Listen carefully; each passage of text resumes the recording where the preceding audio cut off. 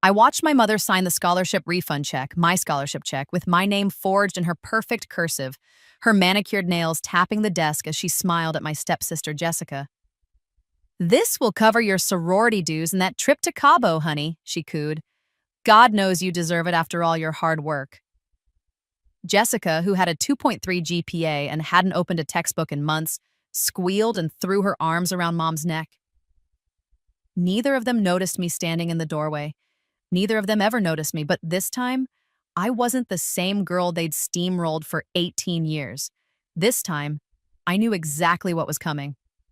Because I'd lived this moment before, in my first life 3 months ago, the life where I'd discovered the theft too late, where I'd lost my state scholarship, where I'd been forced to drop out of community college and work 3 jobs just to survive. The life where, 5 years later, I'd collapsed from exhaustion in a restaurant kitchen, my heart giving out at 23. The life where I'd died believing I was worthless, just like they'd always told me. But something, fate, the universe, sheer cosmic anger, had given me a second chance. I'd woken up 6 months in the past, 2 days after my high school graduation, with every painful memory of my previous life burned into my consciousness. The foreknowledge was my weapon now, and this time I wasn't going to be their victim. This time I was going to let them hang themselves. "Oh, Mara." Mom's voice dripped with false sweetness as she finally noticed me. "We were just discussing Jessica's college expenses. You understand, don't you? She needs so much more than you do. Community college is so much cheaper after all."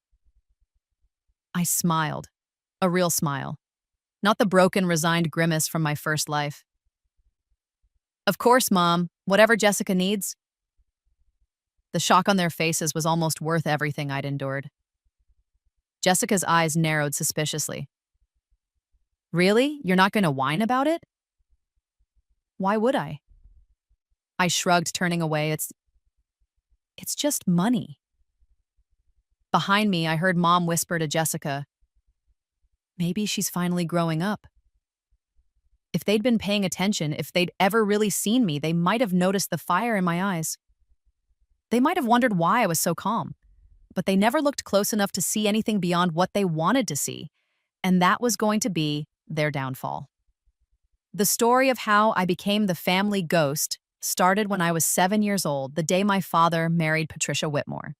My mother, my real mother, had died in a car accident when I was 5. For 2 years, it had been just Dad and me against the world. He'd been a good father then, attentive and loving, if distracted by grief. He'd braided my hair badly and burned breakfast and read me stories every night. Then Patricia walked into his life at a company mixer, bringing her 10-year-old daughter Jessica with her. Patricia was beautiful, charming, and ambitious, everything my quiet, bookish father wasn't. Within 6 months, they were married. Within a year, I'd become invisible. It started small, Dad missing my piano recitals because Jessica had a soccer game. My birthday being postponed because Jessica wanted a pool party that same weekend. My clothes becoming hand-me-downs while Jessica got shopping sprees. But it got worse. So much worse. By the time I was 12, I was doing all the housework while Jessica was too delicate for chores. I was cooking dinner after school while Patricia took Jessica to spa days. My report cards, straight A's every semester, were met with indifference, while Jessica's C's were celebrated as really trying hard. When I was 14, my maternal grandmother died and left me a trust fund, $50,000 for college. Patricia convinced my father to let her manage it, promising it would be invested wisely. I found out in my first life that she'd drained it completely within 2 years, using it to pay for Jessica's private tennis lessons, her sweet 16 party, and Patricia's plastic surgery. The money was gone before I even knew it existed. But the scholarship was different. The Illinois Scholars Grant was merit-based, awarded by the state, and it was in my name only. $15,000 paid directly to whatever state school I attended. I'd earned it with a 4.0 GPA, perfect test scores, and hundreds of hours of volunteer work. In my first life, I'd been naive enough to believe they couldn't touch it. I was wrong. Patricia had forged my signature on a refund request, claiming I was deferring enrollment. The money had been sent to our house as a check. She'd deposited it into her account and spent it within a week. By the time I'd discovered the theft, the money was gone, the deadline had passed, and I'd lost my spot at my state school. I'd tried to fight it. I'd gone to the police, but Patricia had documentation. Forged, but convincing. My father had backed her story, claiming I'd agreed to help Jessica. With no proof and no money for a lawyer, I'd been powerless. I dropped out, started working, and slowly, painfully, died inside long before my body gave out. But in this life, in this second chance, I'd spent my 2 days of foreknowledge preparing. I'd gone to the scholarship office and requested all communications be sent to a P.O. box I'd rented. I'd documented every interaction with my family.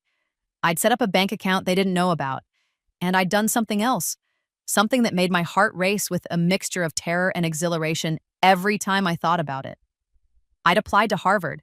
In my first life, I'd never even considered it. I'd believed Patricia's constant refrain that I wasn't smart enough, special enough, good enough for anywhere but community college. I'd internalized their view of me so completely that I'd never dreamed bigger. But those 5 years of my first life, as brutal as they were, had taught me something. I was smarter than I'd ever known. Working 3 jobs, I'd taught myself accounting, business management, and investment strategy. I'd discovered I had a gift for finance that went beyond anything I'd studied in high school. In the rare moments I'd had to myself, I'd taken online courses and aced them all. I'd been extraordinary, and no one, including myself, had known it. This time, I knew. And I'd spent my senior year not just maintaining my 4.0, but taking every AP test, winning every academic competition, and writing an essay about overcoming adversity that was so raw and honest, it had made my English teacher cry. I'd applied to Harvard on a whim, a desperate hope that maybe, just maybe, I could escape. And 3 weeks ago, 3 weeks after my rebirth, 1 week before graduation, I'd gotten the acceptance letter. Not just acceptance, a full scholarship. Every penny paid. Room, board, tuition, and a living stipend.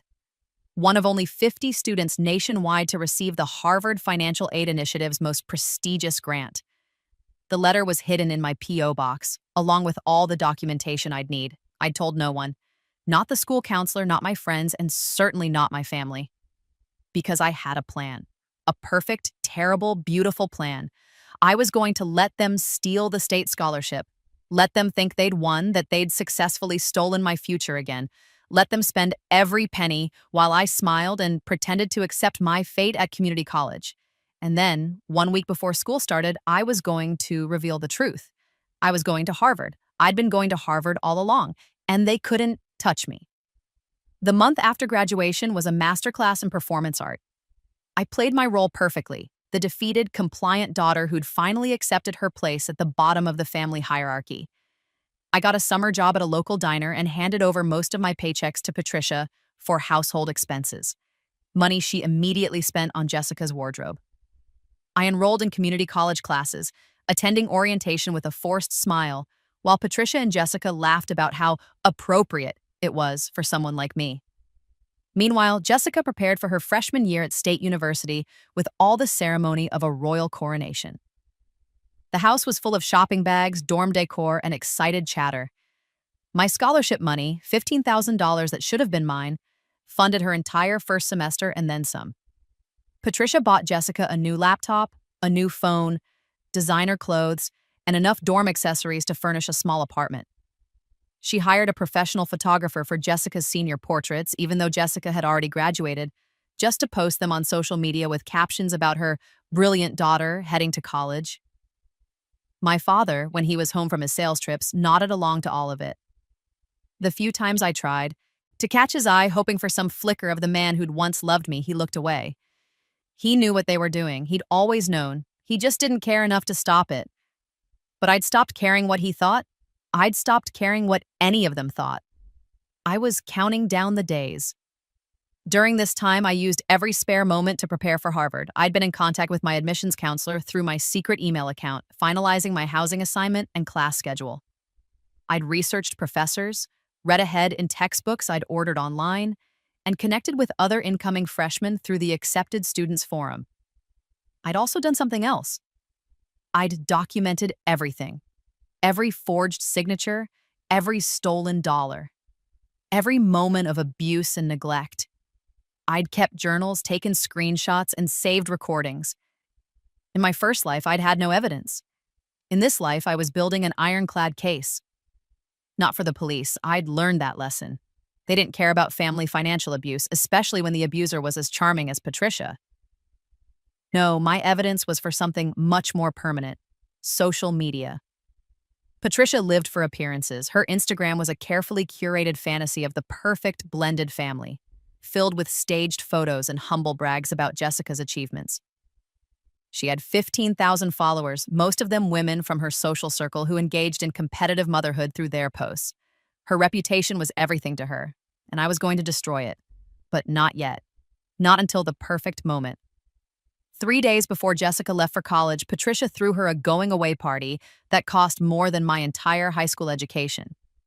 The house was filled with Jessica's friends, Patricia's book club, and various neighbors who'd been subjected to months of bragging about Jessica's college acceptance. There was catered food, a DJ, and a photo booth with custom props. I was, of course, serving drinks. "Mara, be a dear and refill the wine glasses," Patricia ordered, not even looking at me as she held court with her friends. "And smile, for God's sake, you look so dour." I smiled and complied, weaving through the crowd with a bottle of Pinot Grigio. As I poured, I listened to the conversations around me. "Jessica is so brilliant," one woman gushed. "State U is lucky to have her." "We're just so proud," Patricia simpered. "She worked so hard for this. We made sure she had every advantage: tutors, test prep, the works, unlike some children who seem content to aim low." She glanced at me as she said it. Several women followed her gaze, their eyes dismissive. "And what about your other daughter?" one woman asked, her tone making it clear she was asking out of politeness, not interest. "Mara, oh, she's going to community college. It's more her speed." Patricia's laugh was light and cruel. "She's not as academically gifted as Jessica, but we love her just the same." The lies were ties, so casual, so practiced, that I almost admired them. Almost. Jessica, across the room, caught my eye and smirked. She was wearing a designer dress that my scholarship money had paid for, her hair professionally styled, her makeup perfect. She looked like every privileged college freshman who'd never known a day of hardship. She looked like everything I was supposed to envy. Instead, I felt nothing but pity. She had no idea what was coming. That night, after the party, I lay in my small room, the converted storage space I'd been moved to when Jessica demanded the larger bedroom at age 12, and opened my laptop. I pulled up the Harvard student portal and looked at my housing assignment. Weld Hall, one of the historic freshman dorms in Harvard Yard. My roommate was a girl from California named Priya who'd already emailed me twice, excited to meet. In 1 week, I would be there. 1 week, I would be free. I could hardly breathe with the anticipation. Jessica left for State U on a Saturday morning with enough luggage to stock a small boutique. Patricia cried and took 1,000 photos. My father handed her a credit card for emergencies with a $5,000 limit. I hugged Jessica goodbye, and she tolerated it with obvious disdain. "Try not to embarrass me on social media," she whispered. "I don't need my new friends knowing I have a towny community college sister." "I'll do my best," I said sweetly. After they left, Patricia and Dad were driving Jessica the 3 hours to campus and staying for the weekend to help her settle in. I had the house to myself for the first time in years. I sat in the living room, surrounded by the evidence of their wealth and my poverty. And I laughed. Really laughed, until tears streamed down my face. Then I got to work. I spent the weekend boxing up my belongings, which fit into 3 small boxes, a duffel bag, and a backpack. I didn't have much, they'd made sure of that, but I didn't need much. Harvard was providing everything else. I also spent time crafting my social media post. I wrote and rewrote it dozens of times, making sure every word was perfect. I compiled photos, my acceptance letter, my scholarship award, emails from Harvard, and side-by-side comparisons with my family posts about Jessica. I created a video that detailed the entire story: the stolen trust fund, the forged signatures, the scholarship theft, years of abuse and neglect. I showed the evidence. I showed the timeline, and I ended it with my Harvard acceptance letter filling the screen. I scheduled everything to post on Monday morning at 9 a.m., right when community college classes were supposed to start, right when my family would think I was safely contained in my place. Then I sat back and waited. Monday morning arrived with golden sunshine and crisp, late summer air. Perfect weather for new beginnings. I woke up at 5 a.m., too excited to sleep. I dressed carefully in jeans and my only nice blouse, the one I'd saved for job interviews. I braided my hair and packed my final items.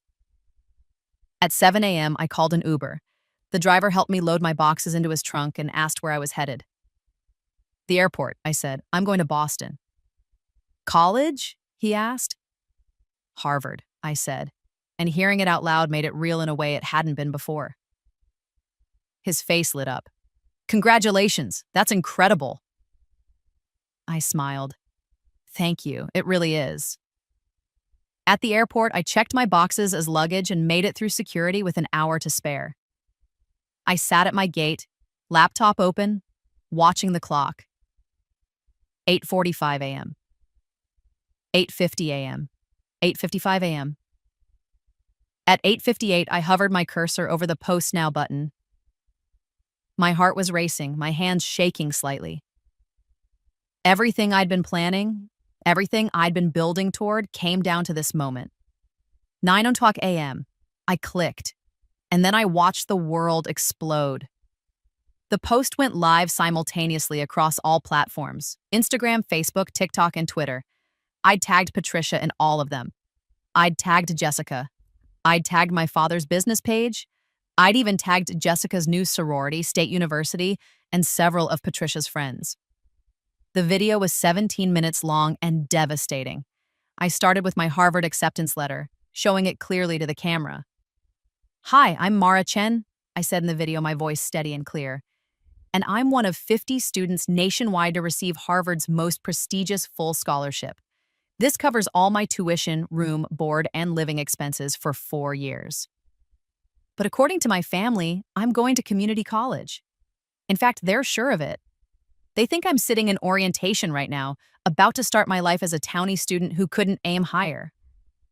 They think this because they stole my state scholarship, $15,000 that was awarded to me, and gave it to my stepsister instead. Let me show you how they did it. And then I laid it all out. The forged signatures, the refund check, the spending sprees. I showed bank records I'd obtained through my own detective work, screenshots of Patricia's gleeful texts to her friends about putting Mara's money to better use, and photos of Jessica wearing clothes and accessories that my scholarship had funded. But I didn't stop there. I went back further. I told them about my stolen trust fund, about years of being the family servant while Jessica was pampered, about my straight A's being ignored while Jessica's mediocrity was celebrated, about being moved to a storage room so Jessica could have a bigger bedroom, about cooking, cleaning, and working multiple jobs while Jessica got spa days and shopping trips.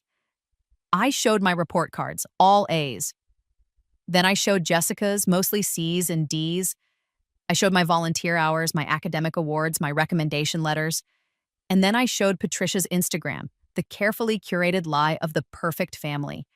I showed her posts about Jessica's brilliance, juxtaposed with my transcripts proving who was actually brilliant. I showed her posts about being a devoted mother to both daughters, while I showed text messages where she called me worthless and told me I was lucky they even kept me around. The evidence was overwhelming, undeniable, brutal. So, yes, I'm going to college, I said at the end of the video, my Harvard acceptance letter back on screen. I'm going to Harvard on a full scholarship that they knew nothing about because I learned a long time ago that the only person I could count on was myself. And to my family who I know will see this, thank you. Thank you for teaching me that I couldn't rely on you. Thank you for pushing me to be strong enough to survive without you. And thank you for being so predictable that I knew exactly what you'd do with my state scholarship, which is why I never planned to use it anyway. I'm going to Harvard, and you can't touch me anymore. The video ended with me smiling, not a bitter smile, but a genuinely happy one. I posted it at 9:01 a.m. By 9:15, it had 1,000 views. By 9:30, 10,000. By 10:00 a.m., it was viral. My phone started buzzing at 9:07 a.m. Patricia. I declined the call and silenced my phone. By 9:20, I had over 50 missed calls. Patricia, Jessica, my father. Some numbers I didn't recognize, probably their friends. I didn't answer any of them. Instead, I watched the comments roll in. This is heartbreaking. I hope she sues them for everything. Harvard? She's going to Harvard and they treated her like this? The karma is going to be beautiful. I literally cannot believe a mother would do this to her child. This woman needs to be investigated. The side-by-side of the report cards, Jessica with C's getting praised while Mara with A's gets ignored. I'm sick. This girl is going places. Harvard is lucky to have her. Someone start a GoFundMe. I want to make sure she has everything she needs for school. I know this family. I live in their town. Everyone needs to know that Patricia Whitmore is exactly as awful as this video shows. That last comment caught my attention. It was from a woman named Carol Hendricks, and she'd added, I've watched Patricia treat Mara like garbage for years at school events. She would ignore Mara completely while fawning over Jessica. It was painful to watch. We all knew, but nobody said anything because Patricia is influential in town. I'm so glad Mara is finally free. Within an hour, other people from town started commenting, sharing their own observations. Teachers who'd seen Patricia dismiss Mara's achievements. Neighbors who'd witnessed the unequal treatment. Parents who'd been at school events where Mara was ignored. The picture they painted was damning. And then the news outlets picked it up. At 11 a.m., a local news station, shared the video. By noon, state news was covering it. By 2 p.m., national outlets were running stories. Teens viral video exposes. Family abuse after Harvard acceptance. Scholarship theft, a mother's betrayal. Harvard student reveals years of family neglect. My video hit 1 million views at 3 p.m. By that time, I was on my flight to Boston, my phone in airplane mode, blissfully disconnected from the firestorm I'd created. I didn't need to watch it anymore. It was done. I'd won. When I landed in Boston at 6 p.m. local time, I had 847 missed calls, 3,472 text messages, and 12,459 social media notifications. I ignored all of it and took a taxi to Harvard. Harvard. The campus was everything I'd dreamed and more.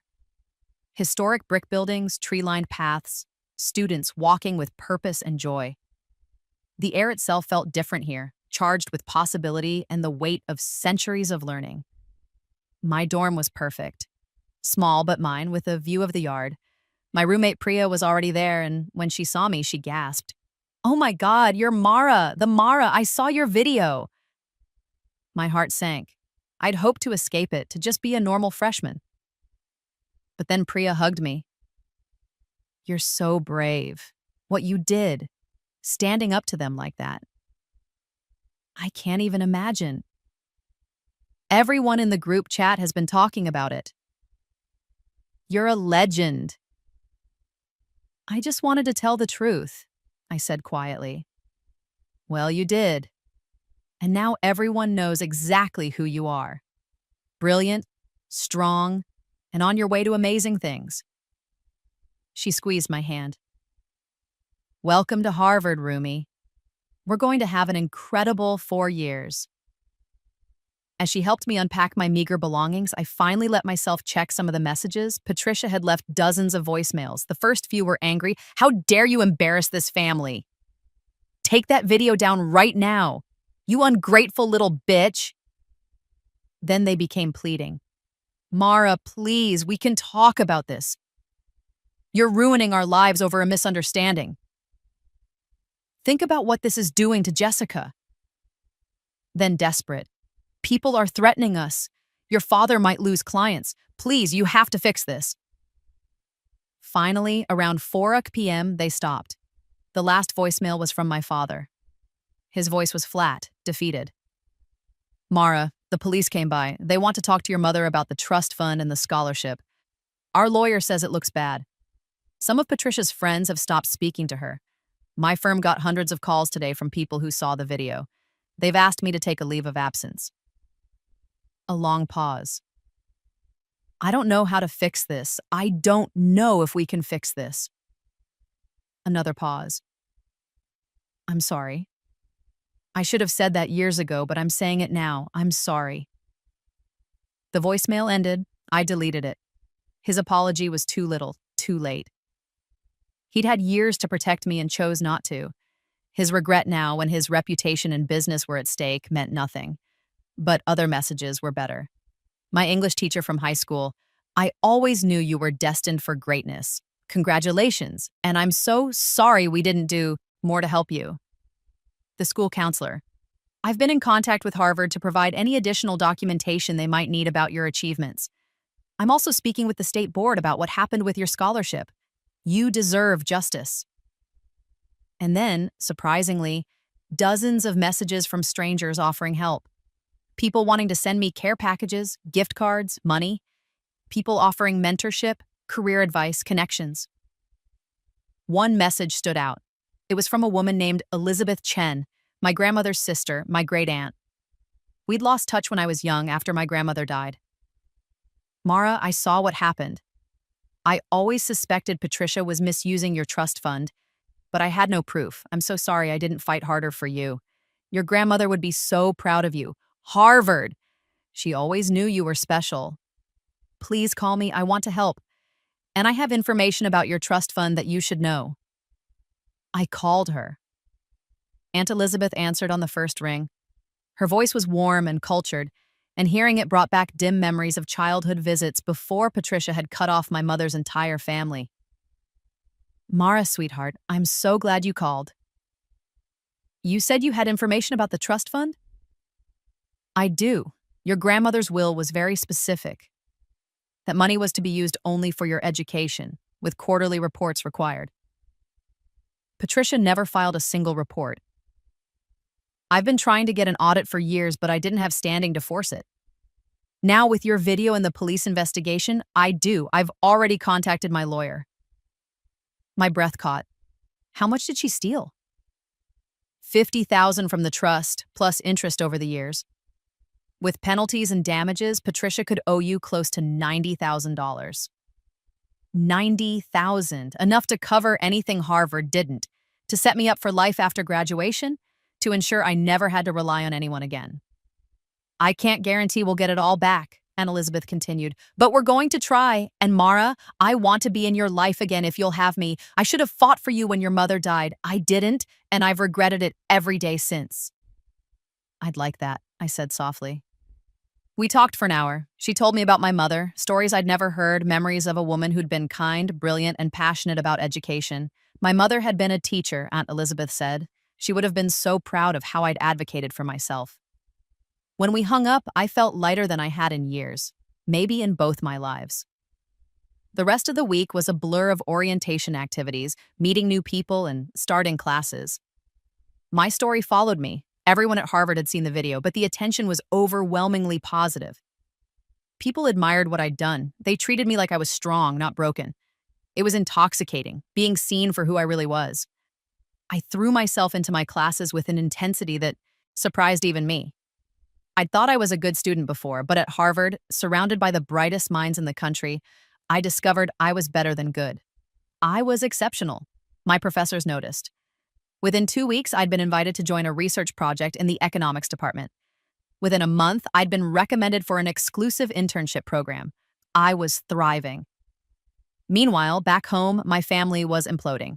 The police investigation into Patricia's theft of my trust fund and scholarship became a criminal case.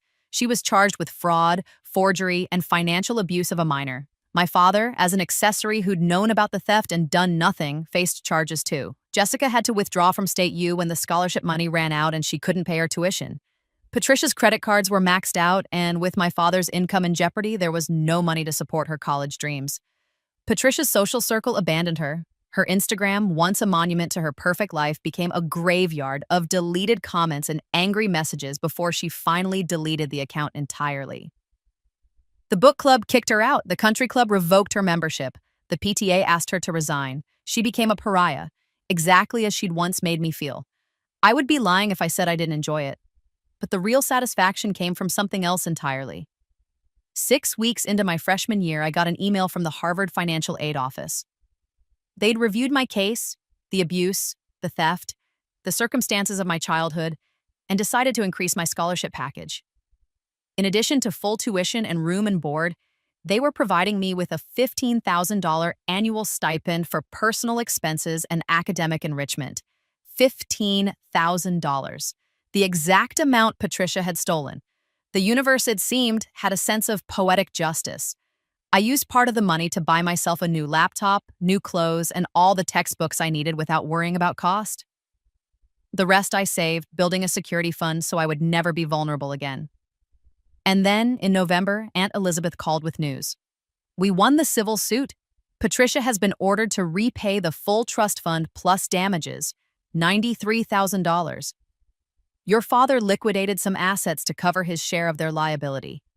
The money will be transferred to a new account in your name only by the end of the month. I sat down hard on my dorm bed. $93,000? Plus the criminal penalties she'll face. The judge was very sympathetic to your case, especially after the video. He called her actions morally reprehensible and a violation of the most basic parental duties. What about Jessica? I asked, surprised by my own curiosity. Living at home, working retail. She tried to re-enroll at a community college, but apparently she's struggling without someone to do her work for her. Aunt Elizabeth paused. She called me, actually, asked if I would help pay for her school since I was helping you. What did you say? I told her that I help family members who show character and integrity. Then I hung up. I smiled. Thank you for everything. You earned it all, sweetheart. Every bit of it. My first semester at Harvard ended with a 3.97 GPA, 1 A- in a notoriously difficult statistics class that even the professor said was exceptional for a freshman. I made Dean's List. I was invited to join 2 honor societies. I'd made genuine friends who valued me for my mind and my character, not for what I could do for them. I went home with Priya for winter break to California, where her warm, chaotic, loving family welcomed me like I'd always belonged. Her parents were horrified when they heard my story and immediately insisted I spend every break with them unless I had other plans. No child should feel unwanted, Priya's mother said fiercely, hugging me tight. You're part of our family now. It was the first time in years I'd felt like I had a family at all. I didn't go back to Illinois. I had no reason to. Patricia and my father sent a Christmas card, a generic, impersonal thing clearly chosen to avoid any appearance of actual sentiment. Inside, my father had written, "We hope you're doing well. We're proud of your accomplishments." Too little. Too late. Too meaningless. I threw it away. Jessica sent a Facebook message. I know you hate us, but this has been really hard on me too. I didn't ask Mom to steal your money. Can't we just move past this? I read it twice, looking for any hint of actual remorse or understanding. There was none. Just self-pity and a desire for me to absolve her so she could feel better. I didn't respond. She'd stood by and benefited from my abuse for years. She'd worn clothes my money bought while sneering at me. She'd enjoyed her position as the golden child while I was treated like trash. She didn't get my forgiveness just because she was facing consequences now. Second semester brought new opportunities. I landed a summer internship at a prestigious financial firm in New York, one of only 3 freshmen selected nationwide. I joined the Harvard Investment Association and quickly became known for my uncanny ability to predict market trends. I also started dating someone, a sweet, earnest sophomore named Marcus, who treated me like I was precious. After years of being invisible, being seen and valued by someone kind and genuine felt like a revelation. My life was full in ways I'd never imagined possible. In March, I got a letter from the Illinois State Scholarship Board. They'd completed their investigation into Patricia's fraud and had permanently banned her from acting as a financial representative for any scholarship recipient. They'd also added my case to their training materials as an example of scholarship fraud, helping to prevent future students from suffering the same fate. My story was literally being used to protect other people. The thought made me cry. Good tears for once. And then, in April, something unexpected happened. Jessica called. I almost didn't answer, but curiosity won out. What do you want, Jessica? Her voice was small, nothing like the confident sneer I remembered. I wanted to say I'm sorry. I waited. I'd learned that silence was the best response to empty apologies. I mean it, she continued. I've been going to therapy, court-ordered because of the scholarship thing, and my therapist has been making me confront some stuff about how I treated you, about how Mom treated you, and how I just went along with it, benefited from it. Okay, I said neutrally. I was jealous of you, she said, and I almost laughed at the absurdity. You were so smart, and everything came easy to you, and I wasn't. Mom knew that. She knew I couldn't compete with you fairly, so she made sure you were held back. And I let her. I encouraged her. You did more than let her, Jessica. You actively participated. You mocked me. You took my things. You watched her steal from me and said nothing. I know, her voice broke. I know, and I can't take it back. I can't undo any of it. But I need you to know that I understand now. What we did to you, it was evil, and I'm sorry. I'm so, so sorry. I took a breath. What do you want from me, Jessica? Forgiveness? Absolution? No, I don't deserve that. I just wanted you to know that you were right about everything. Mom is exactly as terrible as you said. Dad is weak and complicit. And I was a bully who benefited from your pain. Okay, thank you for saying that. A long pause. Are you happy at Harvard? Yes, I said simply. I'm very happy. Good, you deserve it. She hesitated. I won't bother you again. I just needed to say it once. She hung up. I sat with the phone in my hand, processing. It was the first genuine apology I'd received from any of them, and while it didn't undo the damage, it felt like closing a chapter. Jessica would have to live with what she'd done. That was her burden now, not mine. Summer came, and with it, my internship in New York. I spent 3 months working alongside some of the brightest financial minds in the country, learning more than I'd thought possible. My supervisors were impressed enough to offer me a guaranteed position after graduation if I wanted it. 4 years out, and I already had job security at one of the top firms in the world. I also spent time with Aunt Elizabeth, who lived in Connecticut. We had dinner every Sunday, slowly rebuilding the family connection that Patricia had severed. She told me stories about my mother and grandmother, gave me family photos I'd never seen, and treated me with the love I'd been missing my whole life. Your grandmother would be so proud, she said one evening, looking at me with tears in her eyes. She always said you had her spirit, fierce and brilliant and unstoppable. Wish I'd known her better, I said. You carry her with you, in your strength, your intelligence, your refusal to be broken. She's with you always. In August, just before my sophomore year started, I got one final piece of news. Patricia had been sentenced to 3 years in prison for fraud and financial abuse. My father had avoided prison by cooperating with the investigation and paying full restitution, but his career was effectively over. Their house, the house I'd grown up in, the house where I'd been invisible, was being sold to pay legal fees. Jessica was living with Patricia's mother in Florida, working at a call center and taking online community college classes. They'd lost everything, and I felt nothing. No satisfaction, no anger, no sadness, just a distant, detached acknowledgement that justice had been served. They were no longer part of my story. I returned to Harvard for my sophomore year with a confidence I'd never had before. I'd survived the worst thing that could happen to me, twice if you counted both lives, and I'd come out stronger. I threw myself into my studies with renewed vigor.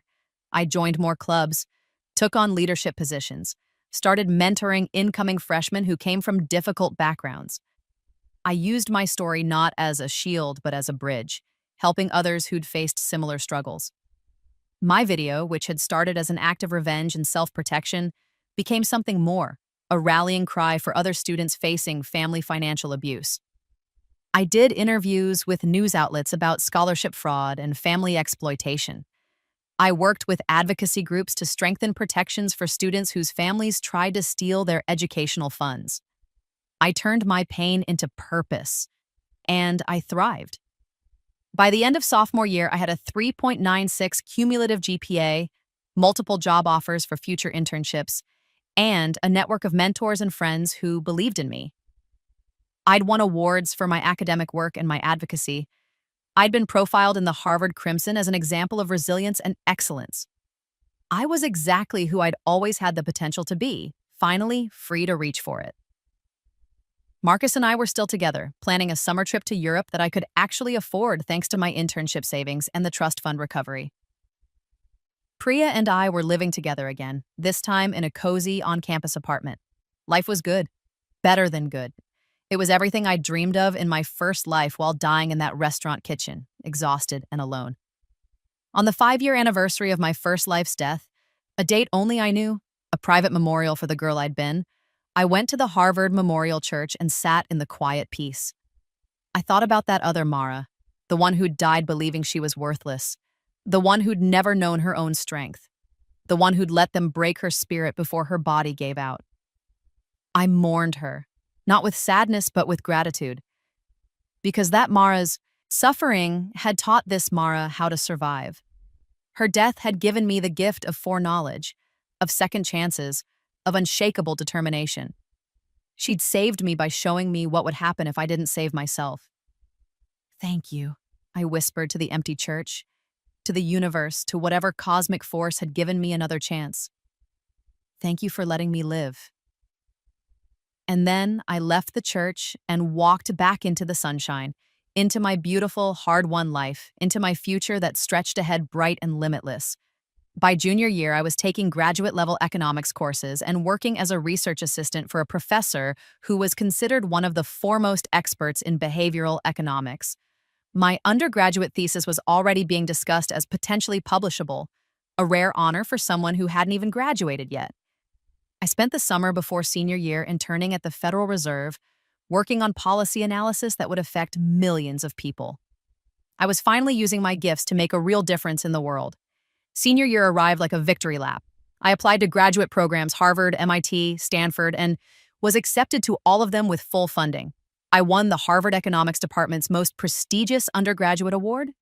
I gave a speech at a financial aid symposium about scholarship fraud that led to new legislation in 3 states. Everything I'd fought for, everything I'd survived, had led to this. In the spring of my senior year, I got an unexpected email. It was from my father. "Mara, I know you probably won't read this, but I need to say it anyway. I'm dying. Stage 4 cancer. I have a few months at most." I stared at the screen, feeling nothing. No grief, no sadness, no rush to his bedside. The email continued. "I know I don't deserve your forgiveness. I know I failed you in every way a father can fail a child. I chose comfort over your well-being. I chose Patricia over you. I chose to be weak when you needed me to be strong. I don't expect you to come see me. I don't expect you to care, but I need you to know that my greatest regret is losing you. Not the way I lost you, that was my own doing, but that I lost you at all. You were always the best thing in my life, even when I didn't act like it. I'm proud of you. I know I have no right to be, but I am. You became extraordinary despite me, not because of me. You're everything I should have helped you become, and you did it alone. I'm sorry, Mara. For everything. I love you. I always did, even when I didn't show it." The email ended. I read it 3 times. Then I closed my laptop and went to class. I didn't respond. I didn't go see him. I didn't call. I'd learned the hard way that love without action is meaningless, that words without protection, support, and sacrifice are just air. He'd had 18 years to be my father. He'd chosen not to be. His deathbed regrets were his to carry, not mine to absolve. 2 weeks. Later, I got another email from my father's lawyer. He'd died. He'd left me a letter and a small inheritance, $20,000 from a life insurance policy I hadn't known about. The letter was more of the same. Apologies, regrets, expressions of love that felt hollow after years of neglect. But at the end, he'd written something that surprised me. "Your mother would be so proud of you. She always said you had her fire. She was right. I wish I'd been strong enough to protect that fire instead of letting Patricia try to extinguish it. I hope you use this money to do something that makes you happy. It's the least I can do, and it's far less than you deserve." I deposited the check into my savings account. I didn't cry. I didn't feel grief or closure.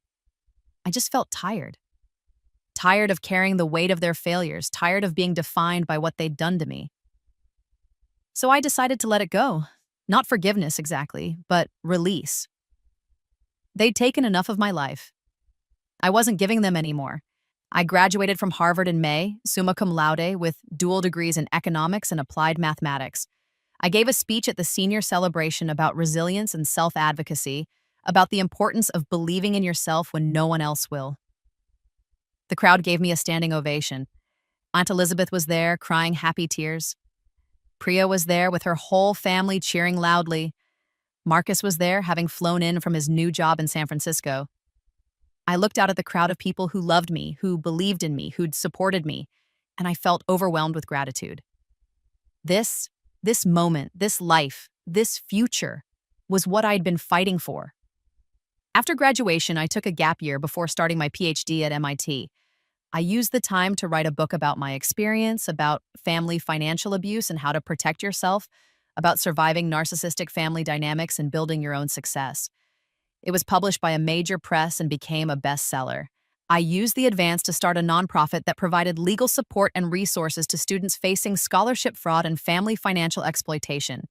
I called it the Second Chance Foundation, because everyone deserved a second chance to build the life they wanted.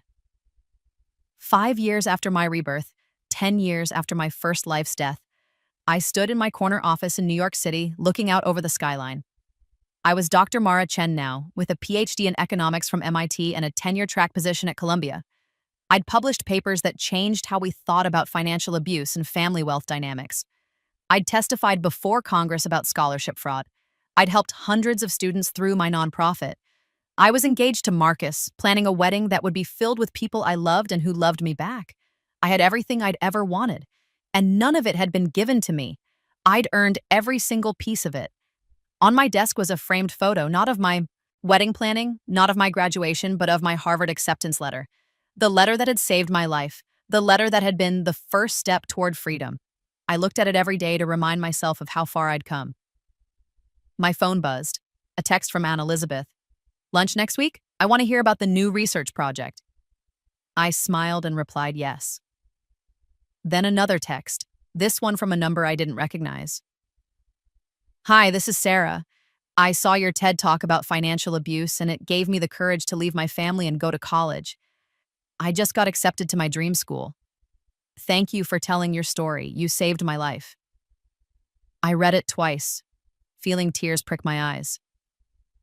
This was why I'd shared everything, why I'd been so public with my pain, not for revenge, that had just been the catalyst, but for this. For the people who needed to know they weren't alone, that survival was possible, that they could build something beautiful from the ashes of their trauma. I typed back my, "Congratulations! You saved your own life by being brave enough to leave. I'm so proud of you. If you need anything, resources, advice, just someone to talk to, I'm here." I hit send and turned back to the window, watching the city sparkle in the afternoon sun. In my first life, I'd died alone, exhausted, believing I was nothing. In this life, I was everything I'd ever had the potential to be. And every single day, I made sure that other people knew they could be everything too.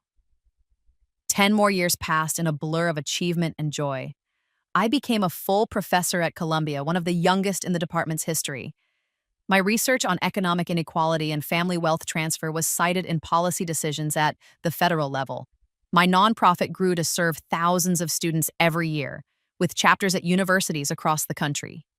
Marcus and I built a life together that was everything a partnership should be: equal, supportive, filled with laughter and love. We had 2 children, both of whom I made sure knew they were valued, seen, and loved every single day. I never heard from Patricia after she got out of prison. She'd moved somewhere far away and faded into obscurity. Jessica sent a card when my first child was born, a generic congratulations with no return address. I didn't respond.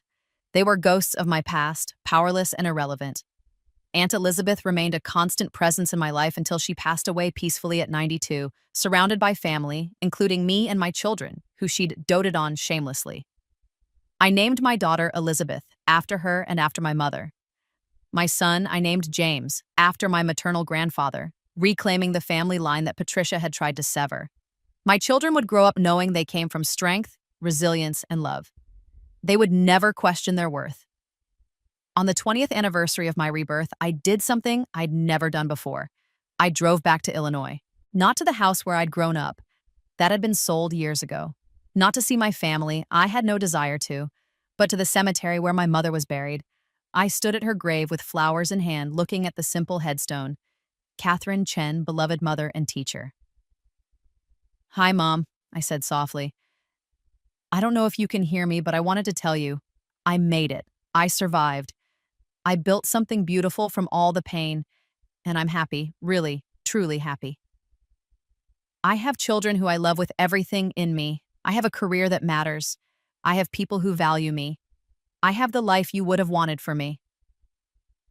Thank you for giving me the foundation, the love you gave me before you died, the values you instilled. It was enough to carry me through everything that came after." I placed the flowers on the grave and stood there for a long moment, feeling the warm sun on my face. Then I walked back to my car where my husband and children were waiting, and I drove toward the future. My future, built on my terms, filled with people who loved me. The past had no hold on me anymore. I was free. And that, more than any revenge, more than any achievement, was the greatest victory of all.